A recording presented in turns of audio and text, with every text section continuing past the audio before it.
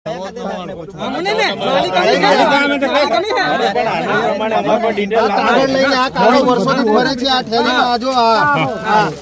ખાતેદાર ની વાત કરો છો તમે? તો આ ખાતેદાર છે. આટલા બધા કાગળિયા લઈને તમે એવું કહો છો કોણ ખાતેદાર?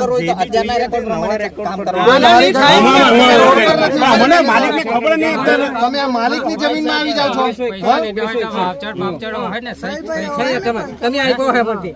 સંપાદન ની ફાઇલ જોવી પડે.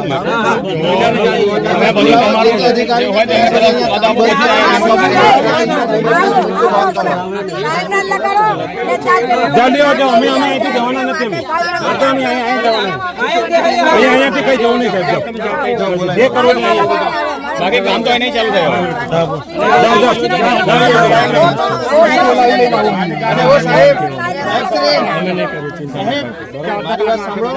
પેલી બાજુ જે કામ ચાલુ છે એ પણ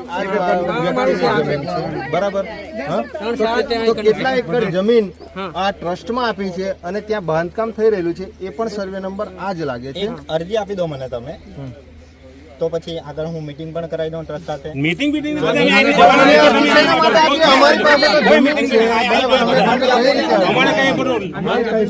તમે લોકો કરો છો. દેખાય છે ઓન પેપર તમારું રેકોર્ડમાં નામ નથી એટલે અરજી આપવા ના પડો છો. તમે તમારા પ્રોબ્લેમ નું સોલ્યુશન લેવાનું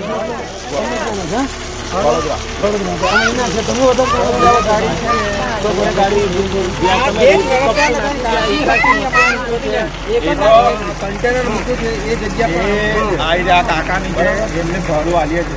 કયા કાકા? બીજા મારફતે તોડાવી નાખ્યું છે. બીજા મારફતે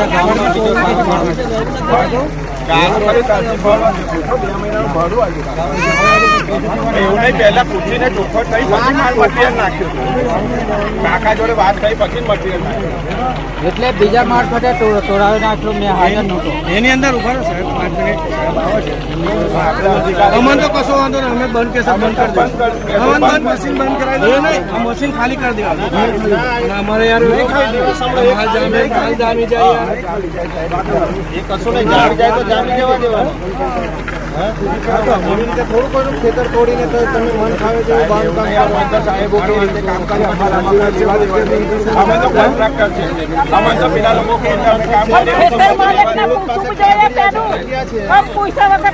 સાહેબ એવું કીધું કે સુલ પાણેશ્વર ટ્રસ્ટના નામે જગ્યા બોલે એ લોકોએ કાગળિયા કઈ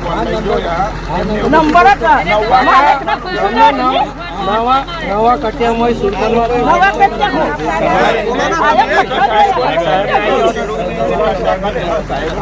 તમને ટ્રસ્ટમાં કેટલી બોલે બી ખબર છે? ટ્રસ્ટની અંદર કેટલી જમીન બોલે બી તમને ખબર છે? અમને કશી ખબર નહીં. તમે કહો છો કે ટ્રસ્ટ અમે બંધ કરી દઈએ.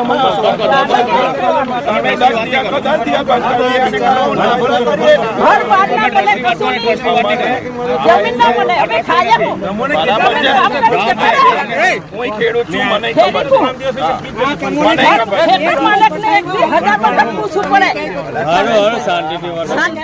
જગ્યા પર એમને કોઈ સંકલનમાં લીધા વગર ડાયરેક્ટ જમીન નામે થઈ જાય છે. બીજી અહીંયા ગાડી જે આ સરદાર સરોવરના નામે જે જમીન કરી છે અહીંયા ગાડી 106 નંબર, તો અહીંયા ગાડી તો છગનભાઈ રામાનો હજુ પણ ભાણદરા જે મંડળી છે એ મંડળીમાં બોજો છે. હા તમારી પાસે બધું હશે ને, તમે અમને બતાવો ને. આ તો અમારી પાસે જે તે અમે તમને બતાવીએ છીએ. આ ભાણદરા બરાબર, આ જીતા નાથાનો હજુ પણ આ ભાઈનો બોજો બોલે છે. તો સુર પાણેશ્વર મંદિરના ટ્રસ્ટના નામની જમીન કેવી રીતે થાય? જે ખાતેદારો છે એ ખાતેદારોનો બોજો પડેલો છે, બધું જ છે. હે આ નારાયણભાઈના નામની જમીન છે તો એમનો પણ બોજો છે, તો એ કેવી રીતે નામે થઈ જાય? અને કેવી રીતે તમે અહીંયા ગાડી બાંધકામ કરી શકો? સાહેબ એ કાગળિયામાં અમને ના ગુચવશો. આ કાગળિયામાં તો આ અમારા બધા ટ્રાઇબલ વિસ્તારની બધી જમીનો લઈ લીધી તમે. આ કાગળોમાં ગૂંચવીને એક તો અમારા લોકોને વાંચતા નથી આવડતું બરાબર, સહી કરતા બિચારાઓને નથી આવડતી. બોલો. દાદીઓને પણ કોઈ સંકલનમાં નહીં લીધા. 80-85 વર્ષની જેમની ઉંમર છે તેવા લોકોને કોઈ જગ્યાએ સહી નહીં, કોઈ એમનું નામું નિશાન નહીં. એ લોકો અત્યારે જીવે છે, બરાબર. ત્રીજી પેઢીના લોકો અહીંયા હાલમાં જીવે છે, હે. અને તે લોકોને પણ ખ્યાલ નથી કે અમારી જમીન ક્યારે તમારા નામે થઈ ગઈ, ક્યારે ટ્રસ્ટના નામે થઈ ગઈ અને ક્યારે આ બાંધકામ ચાલુ થઈ ગયું. વિચાર કરો તમે. ને અમે આ કઠિયાથી જૂના લઈને જઈએ ને તો અમને ત્યાં શું કહે છે મામલતદારમાં કે આ ડેટા નથી અમારી. બદલી થઈ જશો, બરાબર. તમે અમારા આદિવાસીનો ભોગ લઈ અને તમે વિકાસ ના કરો, તમને પ્રમોશન જોઈતું હોય તો બીજું કંઈક સારું બીજું કામ કરી લેજો, હે. પણ કેવી રીતે તમે જમીન ટ્રસ્ટના નામે બી કઈ રીતે જમીન થઈ જાય એવું કહ્યું, આ તમે કહો છો આ તમે વર્ષોથી કરે છે, હજુ બી ખેતી કરેલી છે, બરાબર. એ તમને તમારી હશે તો તમને કેમ નહીં દેખાય કે આ ખેતી કરે છે ભાઈ? ટ્રસ્ટના નામે થઈ અત્યારે કામ કરવાના છે. અત્યારે નહીં, પણ તમે કહો છો કે આ ઈટાચી મશીન આ કંટેનર આ બધું હમણાં બહાર કાઢો. અહીંયા કશું નહીં. જ્યાં સુધી આ લોકોને ન્યાય નહીં મળે, આ લોકોએ કોઈ વળતર નથી લીધું. આ સાહેબ 1 ફૂટ જમીન નથી, આખું 3 થી 3.5 એકરનો નંબર છે.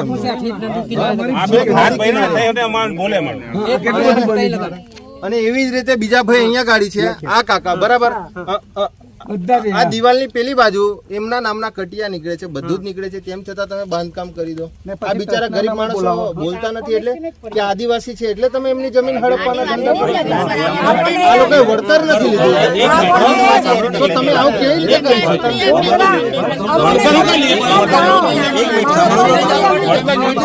આ દાદીની ઉંમર તો જો તમે 80-85 વર્ષની ઉંમર. તમારો આ ડેમ ત્યાર પહેલાનો આમનો જન્મ થયો છે. કાગળ છે, આ હૈયાત વ્યક્તિ છે. અને આ ટ્રસ્ટ કેવી રીતે બન્યું, એમના નામે કેવી રીતે થઈ, એ પણ તમારે આપવું પડે. તમારી નથી નહીં આપી શકીએ. કેમ તમે લેખિતમાં અમને આપો, માંગણી કરો. બાંધકામ કરવા તમે આવ્યા છો, અમે તમારા ઘરે નથી આવ્યા. અમે તમારા ઘરે નથી આવ્યા. ટ્રસ્ટની જમીનમાં તમે કેવી રીતે આવો? સરકારી કર્મચારી ટ્રસ્ટની જમીનમાં કેવી રીતે આવો? ટ્રસ્ટે જમીન ભાડે આપી છે કે પછી કોને આપી છે ભાડે? કન્સ્ટ્રક્શન માટે, ડેવલપમેન્ટ માટે આપી છે. ટ્રસ્ટ કેવી રીતે આપી શકે? મારી હૈયાત છે તેમ.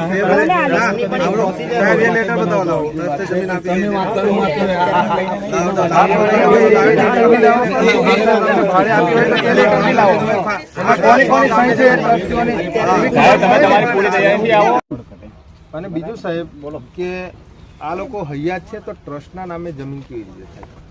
અને ટ્રસ્ટના નામે જમીન થાય, બરાબર. અને અંદર તો હાલમાં પણ હજુ પણ ખાતેદારો એવા છે કે જેમનું નામ છે અહીંયા ગાડી પર. કઈ સાલમાં છે નોંધ? 94 તો 94 નોંધમાં આ માલિકોની સહી હોય એ નોંધ અમને આપજો. તમે બોલાવો, એ તમામ અધિકારીને બોલાવો, બરાબર. ગેરકાયદેસર અમે આ બાંધકામ કરવા નહીં દઈએ. તમે આ માલિકો અહીંયા ગાડી છે, એ લોકો પાસે જૂના તમામ કાગળિયા છે, એ લોકો 1 રૂપિયાનો વળતર પછી તમે બાંધકામ કેવી રીતે કરી શકો? અને આ કપચું બપચું બધું હટાવો, આ ઈટાચી મશીન બધું અહીંથી કાઢો બહાર.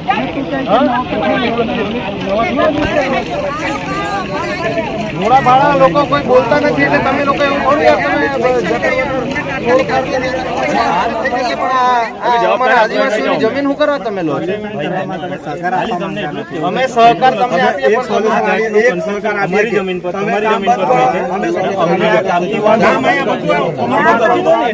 કામ હમણાં બધું જ બંધ કરો. જે તે પ્રતિનિધિઓ જોડે મીટિંગ કરી ચર્ચા કરી. એકદમ સ્વીટ એન્ડ શોર્ટ વાત છે. કામ બંધ કરો, નિરાકરણ આવે પછી કામ ચાલુ કરો. કામ બંધ કરો. અમે ખાબોચિયામાં છે ને અમે ગુપચુપ મીટિંગ કરીએ નહીં, જાહેરમાં જ કરો. કેમ કે ઘણા બધા લોકોના આવા પ્રશ્નો છે, હે, બરાબર.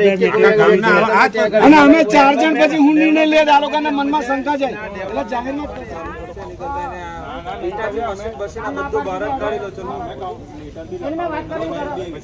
જવાબદારી